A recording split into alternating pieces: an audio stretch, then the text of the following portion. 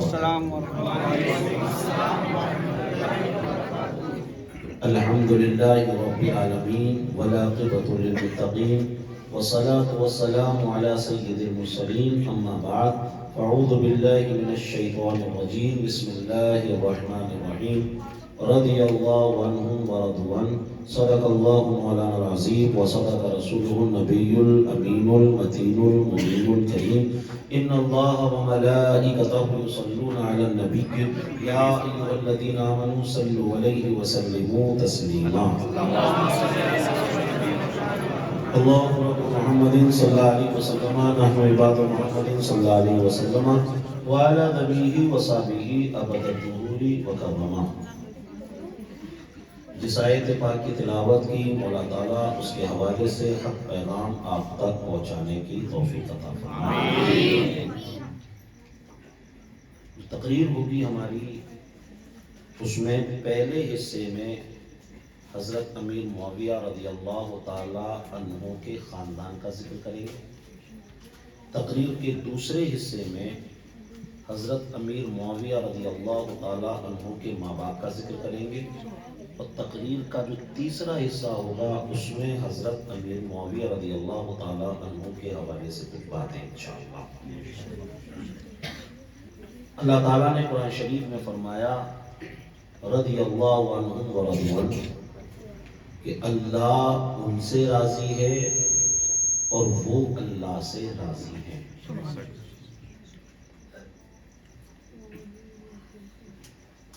کن سے اللہ راضی ہے؟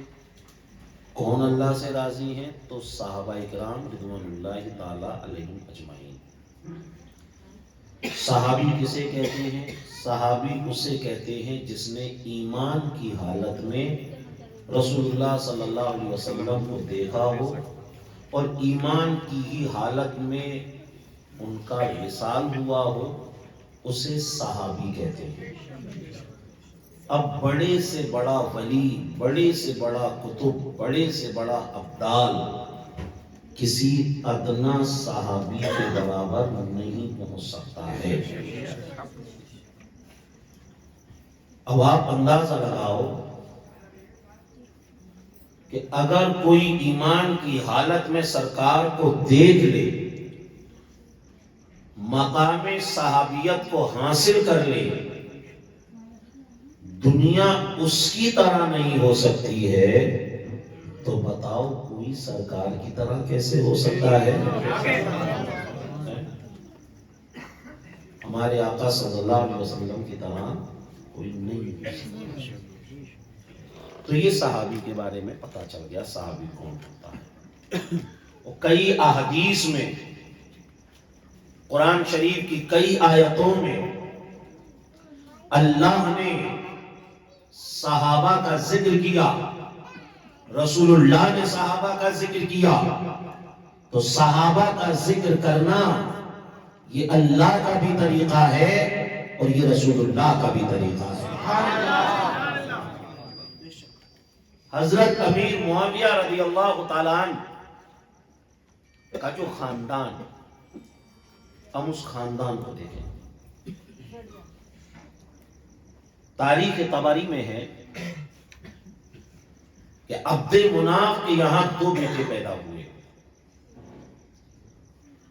ایک ہاشم اور ایک عبد شمس۔ یہ دونوں جو بیٹے پیدا ہوئے یہ جڑوا تھے۔ جڑوا کا مطلب ایسا نہیں کہ ایک ساتھ پیدا ہوئے، ایک ساتھ تو پیدا ہوئے ہی، جڑے بھی ہوئے تھے، چپکے ہوئے تھے۔ ایک کا انگوٹھا دوسرے کی پیشانی پر چپکا ہوا تھا، اس کو الگ کر دیا۔ جب الگ کیا تو اس دور کے جو کاہن تھے انہوں نے کہا، نجومیوں نے کہا، تم نے اب ان کو الگ کر دیا ہے، اب ان میں کبھی بنے گی نہیں، ان میں کبھی بنے گی نہیں۔ ہاشم اور عبد شمس۔ عبد شمس کے یہاں ایک بیٹا اور پیدا ہوا، اس کا نام تھا امیہ۔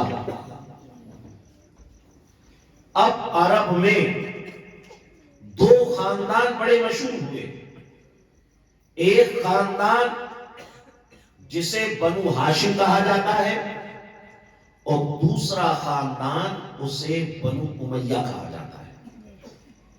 بنو کا مطلب ہوتا ہے اولاد، بنو ہاشم مطلب ہاشم کی اولاد، اور بنو امیہ مطلب امیہ کی اولاد۔ ہمارے آقا صلی اللہ علیہ وسلم بنو ہاشم سے تھے اور حضرت امیر معاویہ رضی اللہ تعالی عنہ بنو امیہ میں سے تھے۔ اب کچھ لوگوں نے اس بات کو بڑا چڑھا کر بتایا کہ بنو ہاشم اور بنو امیہ میں تو بنتی نہیں تھی، اور سرکار صلی اللہ علیہ وسلم اور حضرت امیر معاویہ رضی اللہ تعالی عنہ کو بھی انہوں نے اس زمرے میں بیان کرایا، جبکہ اللہ کے نبی صلی اللہ علیہ وسلم نے قرآن پڑھ کر سنایا ان اکرمکم عند اللہ اتقاکم، کہ اللہ کے نزدیک عزت والا وہی ہے جو تقوی والا ہے، یعنی خاندان یا حسب و نسب کی وجہ سے نہیں، بلکہ جو تقوی والا ہے وہ اللہ کے نزدیک عزت والا ہے۔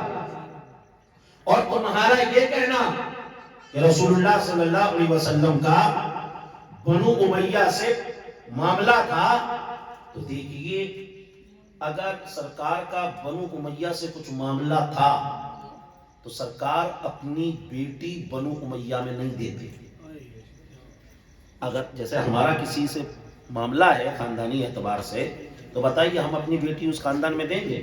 نہیں دیں گے۔ سرکار نے جو اپنی پہلی بیٹی حضرت زینب رضی اللہ تعالیٰ عنہ کی شادی کی حضرت ابو العاص سے، ان کا تعلق بنو امیہ سے تھا۔ سرکار نے جو پہلی شادی کی بنو امیہ میں، مطلب کیا کہ بنو امیہ سے ہمارے آقا صلی اللہ علیہ وسلم کا کوئی معاملہ یا کوئی اختلاف نہیں تھا۔ پہلی شادی کے بعد سرکار نے اپنی دوسری بیٹی وہ کس کو دی؟ وہ بھی سرکار نے بنو امیہ میں دی۔ سرکار نے اپنی تیسری بیٹی کس کو دی؟ وہ بھی بنی امیہ میں دی۔ یعنی سرکار کی جو دو بیٹیاں حضرت رقیہ اور حضرت ام کلثوم رضی اللہ تعالیٰ عنہما، ان دونوں کے یکے بعد دیگرے جو نکاح سرکار نے حضرت عثمان غنی رضی اللہ تعالیٰ عنہ سے کیا، تو حضرت عثمان غنی کا تعلق بھی بنو امیہ سے تھا۔ تو سرکار کی 4 بیٹیاں، ان 4 میں سے سرکار نے ایک بنو ہاشم میں دی اور سرکار نے 3 بیٹیاں بنو امیہ میں دی۔ یہاں سے کیا پتا چلا کہ ہمارے آقا کا بنو امیہ سے کوئی اختلاف نہیں تھا، اور نہ صرف سرکار نے اپنی بیٹی دی بلکہ بنو امیہ سے بیٹی لی بھی۔ یعنی حضرت ام حبیبہ رضی اللہ تعالیٰ عنہ جو تھیں، ان کا تعلق کس خاندان سے تھا، کس قبیلے سے تھا؟ ان کا تعلق بنو امیہ سے تھا۔ تو سرکار نے بنو امیہ میں بیٹی دی بھی اور بنو امیہ سے بیٹی لی بھی۔ خاندانی اعتبار سے ہمارے آقا کا بنو امیہ سے کوئی اختلاف نہیں تھا۔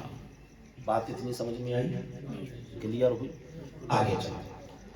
حضرت امیر معاویہ رضی اللہ تعالیٰ عنہ کے جو والد، ان کا نام تھا حضرت ابو سفیان رضی اللہ تعالیٰ عنہ۔ اسلام قبول کرنے سے پہلے یہ مسلمانوں کی بھی دشمن تھے، رسول اللہ صلی اللہ علیہ وسلم کی بھی دشمن تھے، لیکن جب ایمان لائے تو اب وہ ابو سفیان سے حضرت ابو سفیان ہو گئے اور رضی اللہ تعالی عنہ بھی ہو گئے۔ عزیزان محترم، اور ایمان جب لے کر آئے فتح مکہ کے وقت، تو سرکار نے فرمایا کہ جو کوئی ابو سفیان کے گھر میں بھی چلا جائے اس کے لیے بھی امان ہے۔ حضرت ابو سفیان سرکار صلی اللہ علیہ وسلم کی بارگاہ میں عرض کرتے ہیں، یا رسول اللہ علیہ السلام والسلام، سرکار میری 3 خواہشیں ہیں، سرکار میری 3 آرزو ہیں، سرکار میری 3 تمنائیں ہیں۔ عزیزان محترم، ہمارے آقا صلی اللہ علیہ وسلم کی بارگاہ وہ بارگاہ ہے کہ میرے کریم سے گر قطرہ کسی نے مانگا، میرے کریم سے گر قطرہ کسی نے مانگا، دریا بہا دیے ہیں، دربے بہا دیے ہیں، واہ کیا جود و کرم ہے شہ بقا تیرا، واہ کیا جود و کرم ہے شہ بقا تیرا، ارے نبی سنتا ہی نہیں مانگنے والا تیرا، اور مختار کائنات ہے جو چاہو مانگ لو، مختار کائنات ہے جو چاہو مانگ لو، میرے نبی حیات ہیں جو چاہو مانگ لو۔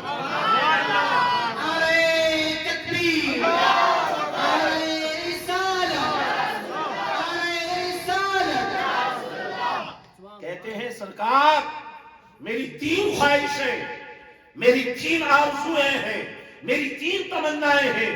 سرکار فرماتے ہیں بتاؤ ابو سفیان کیا تمہاری آرزو ہے؟ کہا کہ یا رسول اللہ علیہ الصلوۃ والسلام، میری پہلی تمنا یہ ہے کہ یہ جو میری بیٹی ام حبیبہ ہے نا سرکار، میں اسے آپ کے نکاح میں دیکھنا چاہتا ہوں۔ یعنی نکاح پہلے ہو چکا تھا جب وہ حالت کفر میں تھے، لیکن ان کی تمنا یہ تھی کہ اب میں مسلمان ہو گیا ہوں، اب میں واپس تجدید نکاح چاہتا ہوں کہ آپ میری بیٹی سے دوبارہ نکاح کر لیں۔ یہ میری پہلی خواہش ہے۔ سرکار نے فرمایا دوسری بتاؤ؟ کہا کہ یا رسول اللہ میری دوسری خواہش یہ ہے کہ جب میں حالت کفر میں تھا نا تو سرکار میں مسلمانوں سے بڑھ بڑھ کے لڑتا تھا، میں کوئی بھی ایسا کوئی پوائنٹ نہیں چھوڑتا تھا کہ جس سے مسلمانوں کو نقصان پہنچائے بجائے رہوں، میں ہمیشہ ان کو نقصان پہنچاتا تھا، اور کوئی بھی لڑائی کا اگر موقع آ جاتا تو میں بڑھ کر ان سے لڑائی کرتا، بڑھ کر ان سے جنگ کرتا۔ یا رسول اللہ آپ مجھے اجازت دیں کہ جس طریقے سے حالت کفر میں مسلمانوں سے لڑتا تھا، اب اسی طریقے سے حالت اسلام میں مشرکین سے لڑوں، میں مشرکین سے مقابلہ کروں، میں مشرکین سے جو ہے جو بھی اگر معاملہ ہو تو ان کے ساتھ جو ہے دو ہاتھ کروں، آپ مجھے اس کی اجازت دیں۔ سرکار نے فرمایا تیسری بات بتائیے؟ فرماتے ہیں سرکار میری تیسری آرزو اور میری تیسری خواہش یہ ہے کہ یہ جو میرا بیٹا معاویہ ہے سرکار آپ انہیں کتابت وحی کے لیے رکھ لیں۔ کتابت وحی مطلب جو قرآن شریف نازل ہو رہا ہے اس کی کتابت کے لیے رکھ لیں، کیونکہ اس وقت جو ہے نا چند لوگ ایسے تھے جو لکھنا جانتے تھے۔ حضرت ابو سفیان نے کہا کہ میرا بیٹا معاویہ بھی لکھنا جانتا ہے، آپ اسے کتابت وحی کے لیے رکھیں۔ عزیزان محترم یہ 3 خواہشیں حضرت ابو سفیان نے سرکار کی بارگاہ میں کہیں پیش کی، اور سرکار صلی اللہ علیہ وسلم نے ان کی تینوں خواہشوں کو پورا فرما دیا۔ ان کے خاندان کے بارے میں ہلکا سا بیک گراؤنڈ سمجھ میں آیا، ان کے والد کے بارے میں بھی پتا چلا۔ اب ان کی والدہ کو دیکھیں، ان کی والدہ کا نام تھا حضرت ہند رضی اللہ تعالیٰ عنہا، یعنی اسلام لانے سے پہلے یہ سرکار کی بڑی دشمن، مسلمانوں کی بڑی دشمن، اور روایت بیان کی جاتی ہے کہ جنگ احد میں حضرت امیر حمزہ رضی اللہ تعالیٰ عنہ شہید ہوئے، ان کے کلیجے کو انہوں نے چبایا۔ یہ کیوں کیا ایسا؟ کیونکہ جنگ بدر میں ہند کے جو باپ تھے ان کا نام عتبہ تھا،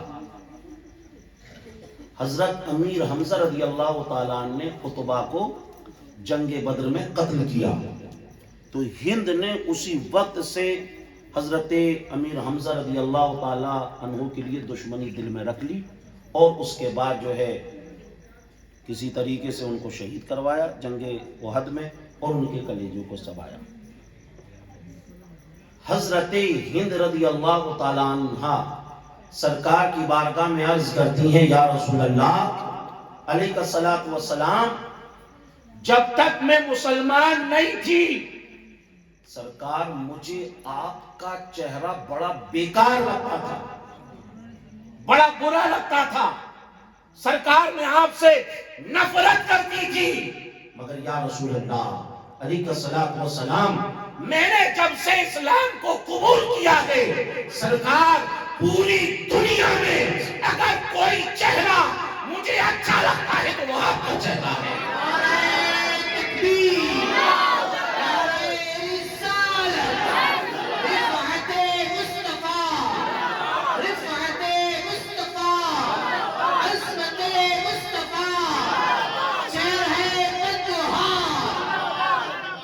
جناب حسان نے اسی کو کہا وَأَحْسَنُ مِنْكَ لَمْ تَرَ قَطُّ عَيْنِي وَأَجْمَلُ مِنْكَ لَمْ تَلِدِ النِّسَاءُ خُلِقْتَ مُبَرَّأً مِنْ كُلِّ عَيْبٍ كَأَنَّكَ قَدْ خُلِقْتَ كَمَا تَشَاءُ۔ اور اسی کی ترجمانی اعلیٰ حضرت نے اپنے انداز میں کی، اس نے یوسف پہ کٹی مصر میں انگشت زنا، اس نے یوسف پہ کٹی مصر میں انگشت زنا۔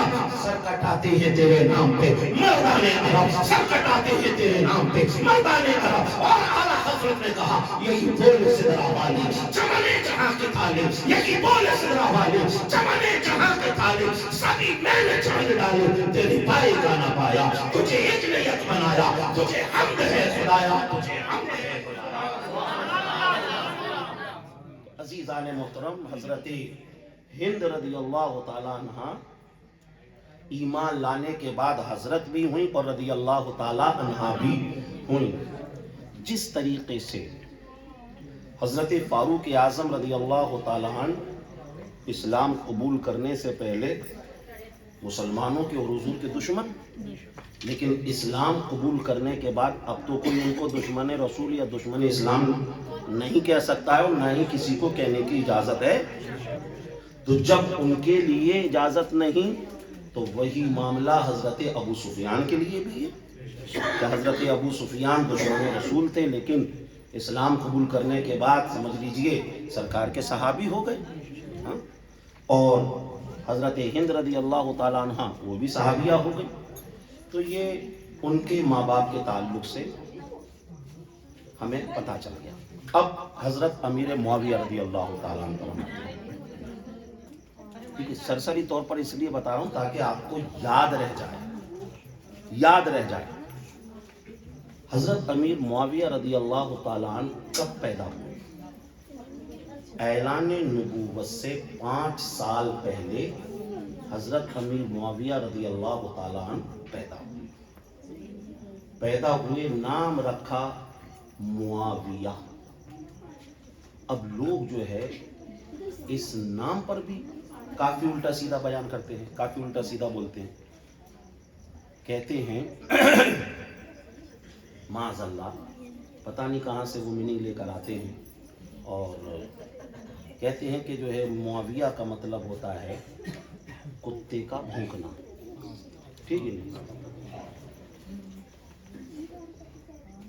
اگر اس نام میں کسی طرح کی اگر کوئی سمجھ لیجئے گڑبڑی ہوتی تو سرکار صلی اللہ علیہ وسلم اس نام کو تبدیل فرمائے، کیونکہ ہم نے دیکھا کہ سرکار کی حضرت میمونہ رضی اللہ تعالیٰ عنہ ان کا نام تھا برہ، سرکار نے ان کا نام تبدیل کر کے میمونہ رکھ دیا۔ سرکار صلی اللہ علیہ وسلم کی ایک بیوی جن کا نام حضرت زینب نام ہے، ان کا نام بھی برہ تھا، اللہ کے نبی صلی اللہ علیہ وسلم نے ان کا بھی نام بدل کر جو ہے زینب رکھا۔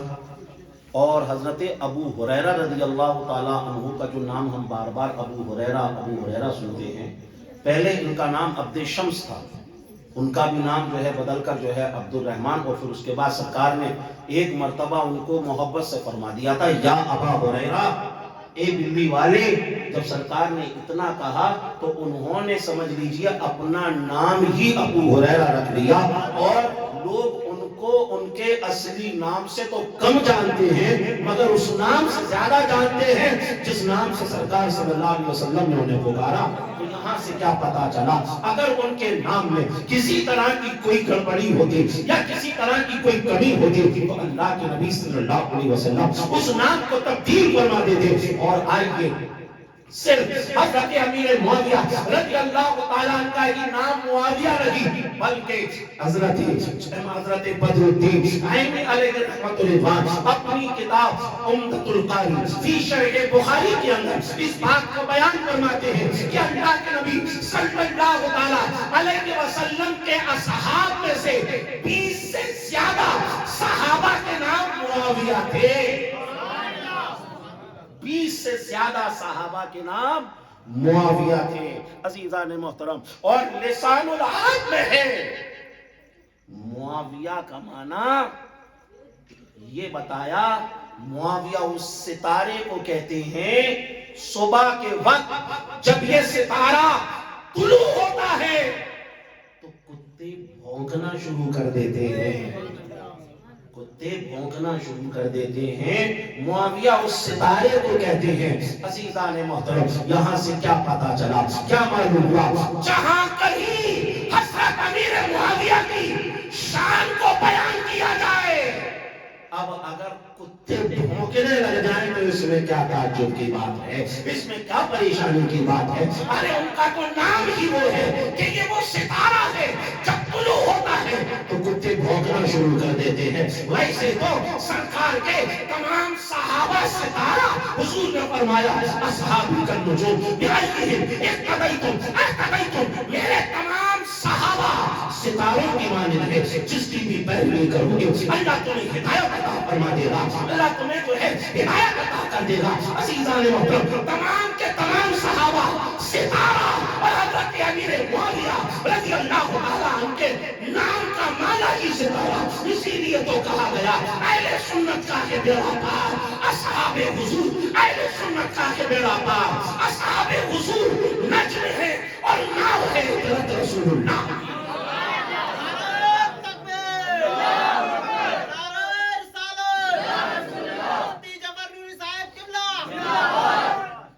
عزیزان محترم، نام سمجھ میں آیا؟ ان کے نام کا مطلب سمجھ میں آیا؟ آج ہمارے یہاں معاویہ نام آپ کو نہیں ملے گا. آپ نے دیکھا کسی کا معاویہ نام رکھا ہوا؟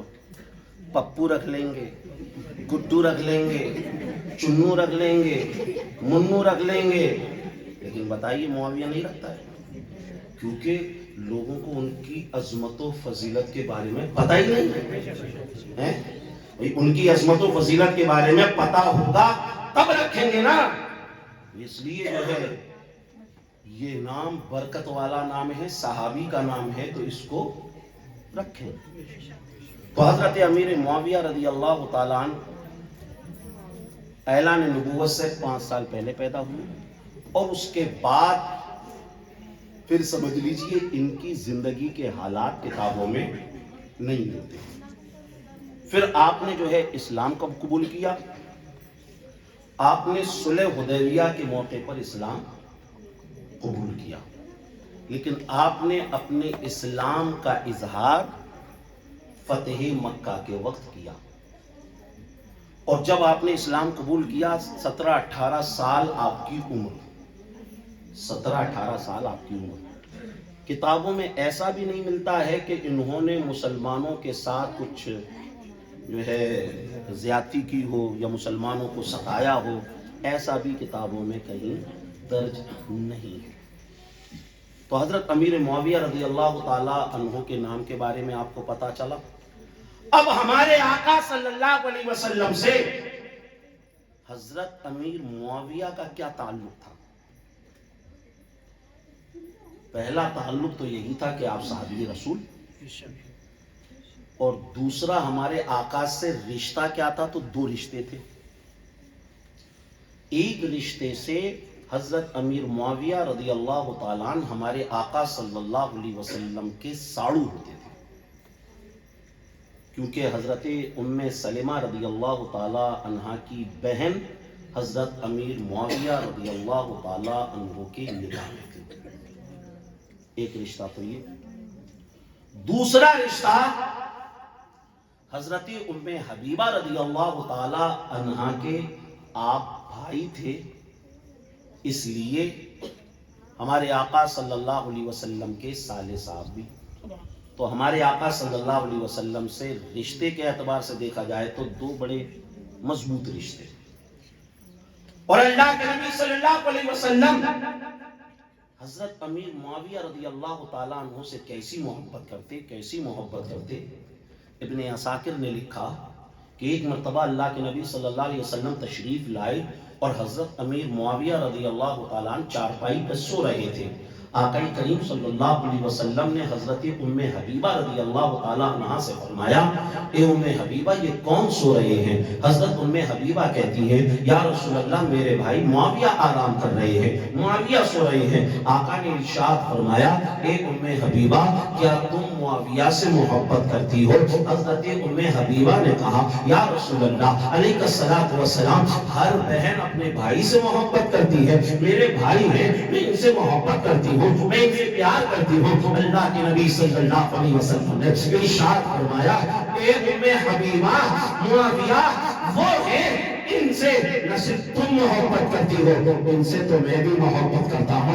اے ام حبیبہ معاویہ وہ ہیں کہ جن سے جبریل بھی محبت کرتے ہیں، جن سے میکائیل بھی محبت کرتے ہیں۔ اے ام حبیبہ معاویہ وہ ہیں جن سے خالق ارض و سما بھی محبت کرتا ہے۔ اور جانتی ہو اے ام حبیبہ جو معاویہ سے محبت کرتا ہے اللہ اس سے بھی محبت فرماتا ہے۔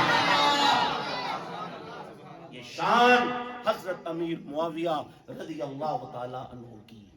اور آپ نے ایک روایت جو سنی ہے امام حسین کے بارے میں کہ حسین مجھ سے ہیں میں حسین سے ہوں، ایک روایت حضرت امیر معاویہ کے تعلق سے بھی ہے، سرکار نے فرمایا معاویہ مجھ سے ہے میں معاویہ سے ہوں۔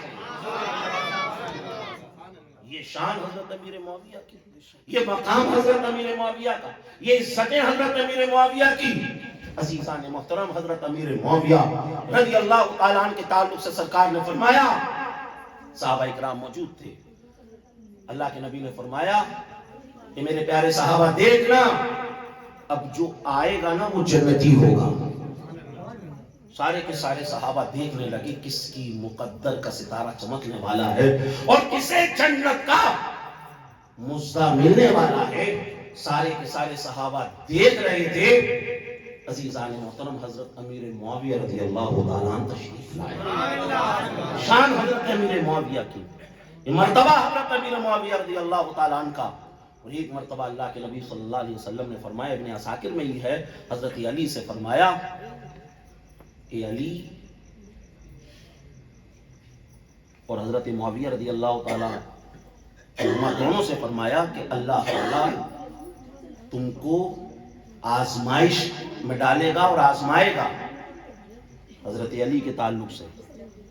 اور پھر حضرت امیر معاویہ نے کہا، یا رسول اللہ جب آزمائش ہوگی تو سرکار میں کیا کروں؟ حضرت امیر معاویہ نے جب یہ کہا تو سرکار نے فرمایا، پھر کیا تمہیں جو ہے اللہ سے معافی مانگنی ہے، توبہ کرنا ہے، اور اللہ تعالیٰ تمہیں جنت میں داخل فرمائے گا۔ وَمَا اقْتَتَلُوا وَلَوْ شَاءَ اللَّهُ وَمَا اقْتَتَلُوا وَلَكِنَّ اللَّهَ يَفْعَلُ مَا يُرِيدُ۔ اس وقت جو ہے یہ آیت پاک بھی نازل ہوئی، وَمَا اقْتَتَلُوا اور تم نہ لڑتے، وَلَوْ شَاءَ اللَّهُ وَلَكِنَّ اللَّهَ يَفْعَلُ مَا يُرِيدُ، لیکن جو اللہ چاہتا ہے ویسا اللہ فرماتا ہے۔ تو عزیزان محترم حضرت امیر معاویہ اور حضرت علی رضی اللہ تعالی عنہ کے درمیان جو معاملات ہوئے، حضرت امام حسن رضی اللہ تعالی عنہ کے درمیان جو معاملات ہوئے، ہمیں اس میں نہیں پڑھنا، کیونکہ جو معاملہ ہوا ان کے درمیان صلح ہو گئی، ان کے درمیان صلح ہو گئی۔ اب ہمیں جو ہے اس معاملے میں پڑھ کر اپنی آخرت کو برباد نہیں کرنا چاہیے، ٹھیک ہے نا۔ اور اگر یہاں پر یہ بھی دیکھیں، اگر کوئی جو ہے اعتراض کرے گا حضرت امیر معاویہ پر، تو وہ اعتراض صرف حضرت امیر معاویہ پر نہیں ہوگا، بلکہ وہ اعتراض امام حسن پر بھی ہوگا، امام حسن پر ہوگا۔ کیسے ہوگا؟ کہ امام حسن نے ان کی بیعت کیسے کر لی؟ ایک بھائی نے تو سب کچھ قربان کر دیا، لیکن یزید کی بیعت نہیں کی، یزید کی بیعت نہیں کی۔ اور دوسرے بھائی امام حسن رضی اللہ تعالیٰ عنہ نے کیسے بیعت کر لی؟ عزیزان محترم، اگر کوئی حضرت امیر معاویہ پر اعتراض کرے گا تو وہ اعتراض صرف حضرت امیر معاویہ پہ نہیں ہوگا، بلکہ وہ اعتراض امام حسن پر بھی ہوگا، وہ اعتراض حضرت علی رضی اللہ تعالیٰ عنہ پر بھی ہوگا۔ عزیزان محترم، اس لیے ہمارے علماء بیان کرتے ہیں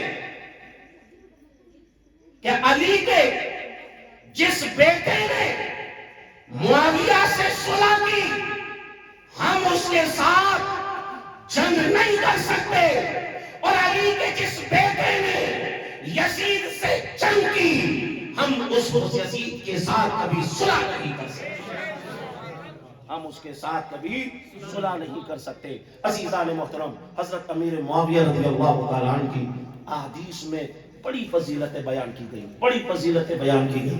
ترمذی شریف کی حدیث ہے، اللہ کے نبی صلی اللہ علیہ وسلم نے فرمایا، اللہم اجعلہ ہادیا مہدیا واجعلہ واہدی بہ، اللہم اجعلہ ہادیا مہدیا واجعلہ واہدی بہ۔ عزیزان محترم، اللہ کے نبی صلی اللہ علیہ وسلم نے دعا کی کہ اللہ معاویہ کو تو ہدایت عطا فرما، اور معاویہ کو تو ہدایت دینے والا بھی بنا، اور مولا تو معاویہ کو ہدایت کا مرکز بنا دے۔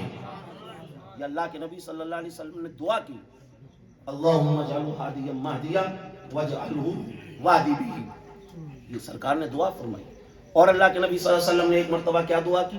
سرکار کے پیچھے بیٹھے ہوئے تھے سواری پر، پیٹ حضرت امیر معاویہ کا سرکار کی پیٹھ سے لگا ہوا تھا۔ اللہ کے نبی نے فرمایا، اللہم املؤ علما وحلما، اے اللہ معاویہ کے پیٹ کو تو علم اور حلم سے بھر دے، علم اور حلم سے بھر دے۔ ارے علم کہاں ہوتا ہے؟ علم تو دماغ میں ہوتا ہے، ذہن میں ہوتا ہے، پیٹ میں تو کھانا پینا ہوتا ہے نا۔ لیکن حضرت امیر معاویہ کی ذات وہ ذات کہ جن کی غذا بھی علم ہے، جبھی سرکار نے فرمایا مولا معاویہ کے پیٹ کو علم اور علم سے بھر دے، اور حضرت امیر معاویہ کا پیٹ رسول اللہ صلی اللہ علیہ وسلم کی پیٹھ سے لگا ہوا تھا، پیٹھ سے لگا ہوا تھا۔ اب یہاں پر ایک بات اور آپ کو بیان کرنا چاہوں گا عزیزان محترم، قرآن شریف میں اللہ نے جو فرمایا نا، ان الصفا والمروہ من شعائر اللہ، اللہ نے صفا اور مروہ کو اپنی نشانیوں میں سے بتایا۔ صفا مروہ کو نشانیوں میں سے کیوں بتایا؟ کیونکہ حضرت حاجرہ رضی اللہ تعالی عنہا کی قدم صفا اور مروہ پہ پڑے، جب حضرت حاجرہ کے قدم صفا اور مروہ پہ پڑے تو اللہ نے صفا اور مروہ کو اپنی نشانیوں میں سے بتایا، تو قرآن نے اس کا ذکر کیا۔ عزیزان محترم، مجھے کہنے نہیں دیا جائے، اگر پہاڑوں پر وہ پہاڑ جس پر سمجھ لیجئے پوجا ہوتی تھی، جس پر سمجھ لیجئے پرستش ہوتی تھی اور غیر خدا کی عبادت کی جاتی تھی، وہاں حضرت حاجرہ کے قدم پڑے تو اللہ نے اسے اپنی نشانی بتایا۔ بتاؤ، یہاں حضرت حاجرہ کے قدم نہیں، یہاں زمین نہیں، یہاں پتھر نہیں، یہاں پیٹھ مصطفیٰ کی ہے اور پیٹ امیر معاویہ کا ہے۔ بتاؤ، اللہ نے مصطفیٰ کی پیٹھ کے صدقے میں امیر معاویہ کی عظمتوں کو کتنا بڑھایا ہوگا۔ اب یا تو بڑھانے والا خدا جانے یا بڑھانے والے مصطفیٰ جانے۔ یہ شان حضرت امیر معاویہ کی، یہ مقام حضرت امیر معاویہ کا۔ عزیزان محترم، اور سرکار صلی اللہ علیہ وسلم حضرت امیر معاویہ سے جو محبت کرتے تھے نا، تو حضرت امیر معاویہ بھی سرکار سے بے پناہ محبت فرماتے تھے۔ کیسی محبت تمام تاریخ کی کتابوں میں موجود ہے، ابن عساکر نے بھی لکھا۔ ایک شاعر تھا، نام تھا کعب بن زہیر۔ یہ کیا کرتا تھا؟ سرکار صلی اللہ علیہ وسلم کی شعروں کے ذریعے انسلٹ کرتا تھا، سرکار صلی اللہ علیہ وسلم کی ہنسی کرتا تھا، ہجو کرتا تھا. سرکار صلی اللہ علیہ وسلم اس سے ایسے ناراض. سرکار نے فرمایا کعب بن زہیر جہاں کہیں ملے اس کو قتل کرو. چھپتے چھپاتے سرکار کی بارگاہ میں پہنچا. وہ کہنے لگا یا رسول اللہ کیا کعب کا گناہ آپ کی رحمت سے بھی بڑا ہے؟ اللہ کے نبی صلی اللہ علیہ وسلم نے فرمایا کعب جب آپ ہماری بارگاہ میں آ گئے ہو جاؤ ہم نے تمہیں معاف کر دیا. عزیزان محترم ایک بار تب سرکار کی مجلس لگی ہوئی. کعب بن زہیر نے کہا یا رسول اللہ میں نے اپنی شاعری سے آپ کے دل کو بہت دکھایا، آپ کی بڑی انسلٹ کی، آپ کی بڑی ہجو کی.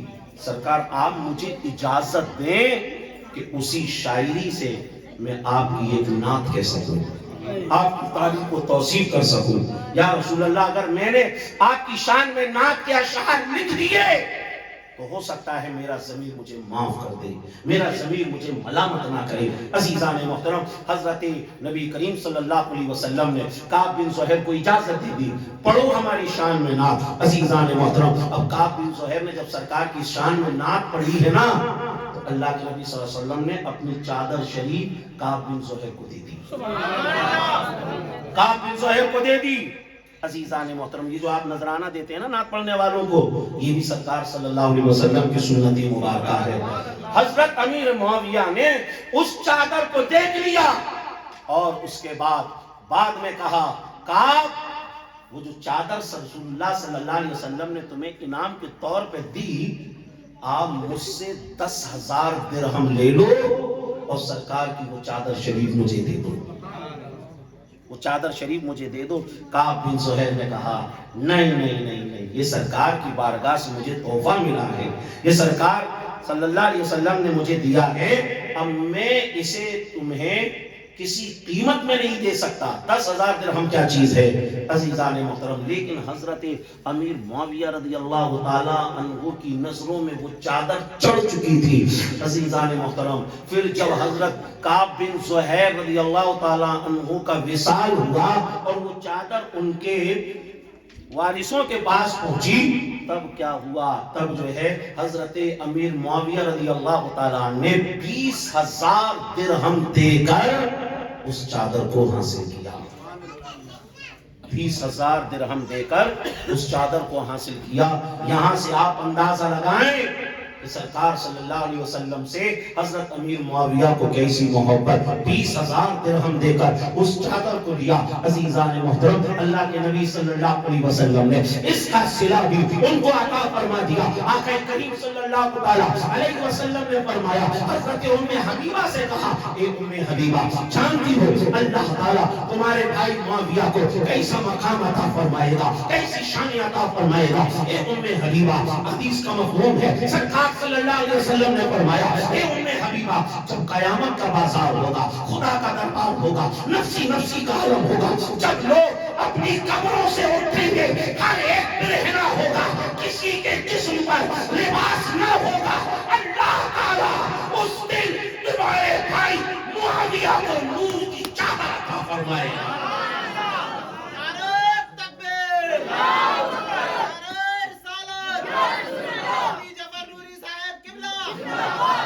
نور کی چادر عطا فرمائے گا. عزیزان محترم یہ صلہ تھا جو انہوں نے سرکار کی چادر سے محبت کی. اللہ کے نبی صلی اللہ علیہ وسلم نے اس کا بھی صلہ انہیں عطا فرمایا. عزیزان محترم اور حضرت امیر معاویہ رضی اللہ تعالیٰ عنہ کے پاس وہ سرکار کی چادر شریف تھی، سرکار کا ایک تہمت شریف بھی تھا، سرکار کا ایک کرتا شریف بھی تھا. عزیزان محترم آپ نے اپنے وصال سے پہلے وصیت کی کہ جو سرکار کے ناخن شریف ہیں، سرکار کے منہ مبارک شریف ہیں، میرے انتقال کے بعد ان کو میرے سینے پہ رکھ دینا، ان کو میرے منہ میں رکھ دینا، ان کو جو ہے میرے منہ کے آس پاس رکھ دینا تاکہ میں جو ہے ان تبرکات کے ساتھ قبر میں جاؤں گا تو پھر معاملہ یہ ہوگا نکیر ان کرتے ہیں تعظیم میری، نکیر ان کرتے ہیں تعظیم میری، فدا ہو کہ تم پہ یہ عزت ملی ہے. لحد میں عشق رخ شیخ عطا لے کے چلے، لحد میں عشق رخ شیخ عطا لے کے چلے، اندھیری رات سنی تھی چراغ لے کے چلے. یہ حضرت امیر معاویہ رضی اللہ تعالیٰ عنہ کی شان. عزیزان محترم، اور آخری بات اور اس کے بعد انشاءاللہ تعالیٰ ہم صلاۃ و سلام پڑھیں گے. حضرت امیر معاویہ رضی اللہ تعالیٰ عنہ کاتب وحی بھی، قرآن شریف کو لکھتے تھے. تو یہ جو قرآن جس پر ہمارا ایمان ہے کہ جیسا نازل ہوا بغیر کسی تبدیلی کے ویسا کا ویسا آج بھی موجود ہے. بھئی ہم قرآن کو جب ویسا کا ویسا مانتے ہیں، قرآن پر ہم ایمان لاتے ہیں، تو ہمیں سمجھ لیجئے جنہوں نے اس کو لکھا ہے ان پر بھی ایمان لانا ہوگا. بھئی قرآن کو تو آپ کہہ رہے ہو کہ اس میں کوئی تبدیلی نہیں ہوئی، بھئی جنہوں نے لکھا ہے ان کو آپ کیسے غلط کہہ سکتے ہیں؟ اور سرکار صلی اللہ علیہ وسلم نے خطوط لکھنے کے لیے بھی ان کو مقرر فرمایا. جو بادشاہوں کے پاس خطوط جاتے تھے ان کو لکھتے تھے. اور پھر ایک چیز آپ کو بتاؤں کہ قرآن شریف کی ہم جب کھولتے ہیں قرآن شریف اور سورہ بقر پر جب ہماری نظر پڑتی ہے، اس میں ہے ذالک الکتاب لا ریب فیہ. ذالک الکتاب لا ریب فیہ، یہ وہ کتاب ہے کہ جس میں شک کی گنجائش نہیں. یہ وہ کتاب ہے جس میں شک کی گنجائش نہیں. کتاب کسے کہتے ہیں؟ کتاب لکھے ہوئے کو کہتے ہیں. لکھی ہوئی چیز کو کتاب کا مطلب کیا ہوتا ہے؟ کتاب کا میننگ ہوتا ہے لکھی ہوئی چیز. اور کتاب کو کتاب اسی لیے کہتے ہیں کیونکہ اس میں کچھ لکھا ہوتا ہے. قرآن کہہ رہا ہے ذالک الکتاب لا ریب فیہ، یہ وہ کتاب ہے کہ جس میں شک کی گنجائش نہیں. دیکھیے تھوڑا سی علمی بات ہے، غور کریں گے تو انشاءاللہ آپ کے سمجھ میں آئے گی. یہ وہ کتاب ہے جس میں شک کی گنجائش نہیں. اور آپ کو یہ بھی بتا دوں، قرآن صرف کتاب اللہ نہیں بلکہ قرآن کلام اللہ بھی ہے. تورات، زبور، انجیل یہ کتاب اللہ ہے، اللہ کی کتاب ہے. لیکن قرآن کو یہ بھی اعجاز حاصل ہے، یہ کلام اللہ ہے، اللہ کا کلام. یعنی قرآن جب اللہ کے پاس تو وہ کلام اللہ ہے. اور وہی قرآن جب جبریل علیہ السلام کے ذریعے حضور کے پاس آ جائے تو یہ قرآن ہو جائے. اور وہی قرآن صحابہ لکھ لے، امیر معاویہ لکھ لے تو وہ قرآن کتاب ہو جائے. اور قرآن نے کتاب کے تعلق سے کہا ذالک الکتاب لا ریب فیہ، یعنی صحابہ جسے لکھ لے، امیر معاویہ جسے لکھ لے، زید بن ثابت جسے لکھ لے، اس میں بھی شک کی گنجائش نہیں ہے. آیا سمجھ میں آپ؟ جی سمجھ میں آیا؟ یعنی صحابہ جب لکھ لیں تبھی تو وہ کتاب ہوگی. تو وہ جو صحابہ نے لکھا اس میں بھی شک کی گنجائش نہیں ہے. عزیزان محترم، تو جب ہم قرآن کو کہتے ہیں اس میں کوئی تغیر و تبدل نہیں ہوا تو ہمیں ماننا پڑے گا جنہوں نے اس کو لکھا انہوں نے بھی سمجھ لیجئے ویسا کا ویسا لکھا. ان پر بھی ہمیں ایمان لانا پڑے گا، ان کی صداقت و امانت کو ہم کو ماننا پڑے گا. تو حضرت امیر معاویہ رضی اللہ تعالی عنہ کی جو ہے کچھ باتیں میں نے آپ کے سامنے پیش کی.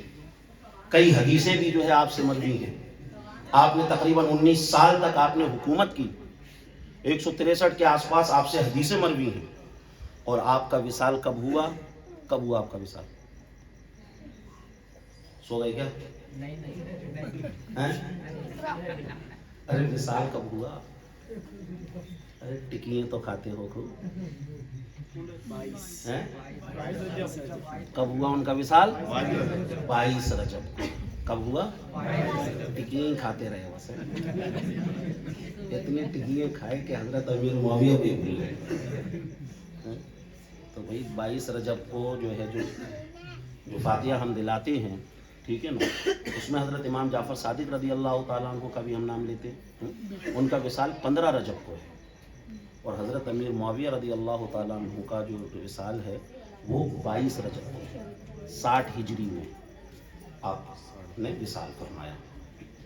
عزیزان محترم، آپ نے جب وصال فرمایا اس کے 200-300 سال گزر جانے کے بعد ایک کتاب ہے مبسوط، ایک کتاب ہے مبسوط، اس کتاب کے اندر یہ روایت موجود ہے کہ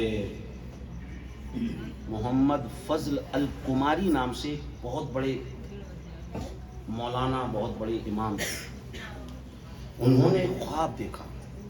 خواب میں کیا دیکھا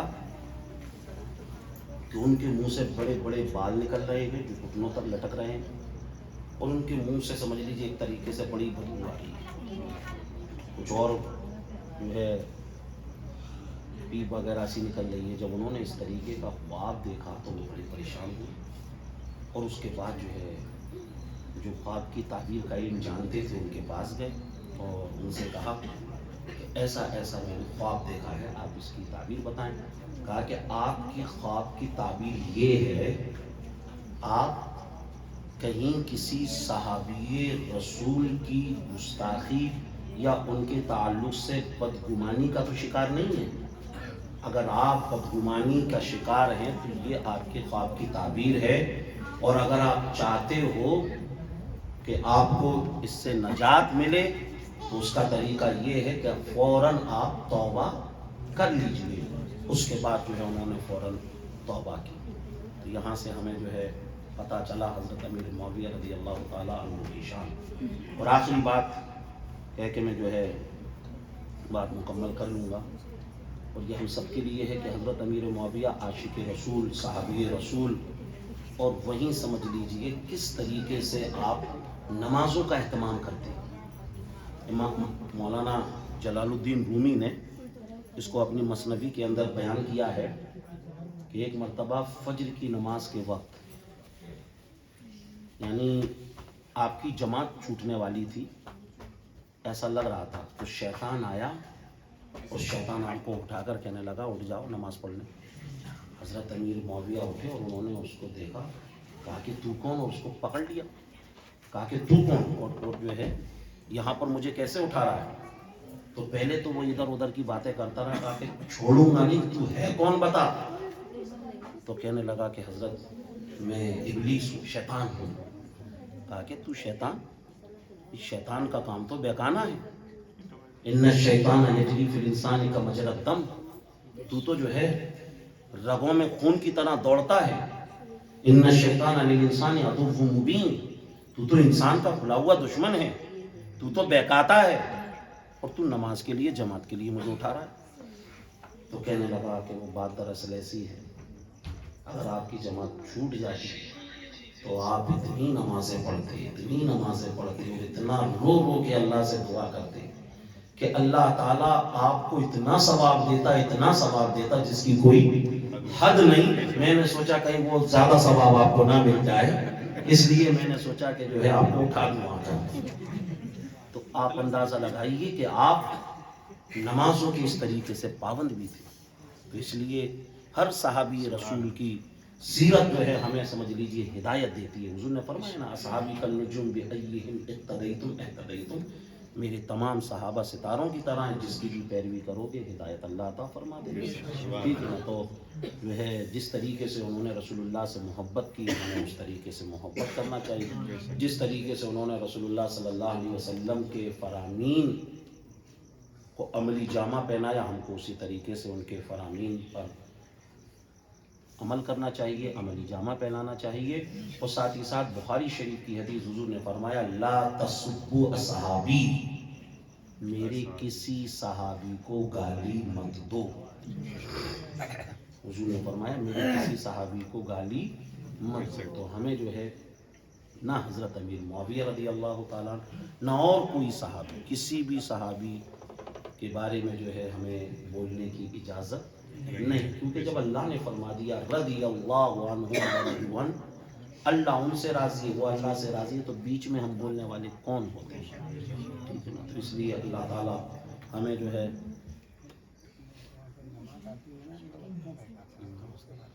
تو اس لیے جو ہے ہمیں کسی بھی صحابی کے بارے میں جو ہے الٹا سیدھا بولنے کی ہمیں اجازت نہیں، ٹھیک ہے نا؟ اور حضور نے فرمایا کہ جس راستے پر میں اور میرے صحابہ ہیں اسی راستے پر رہیں۔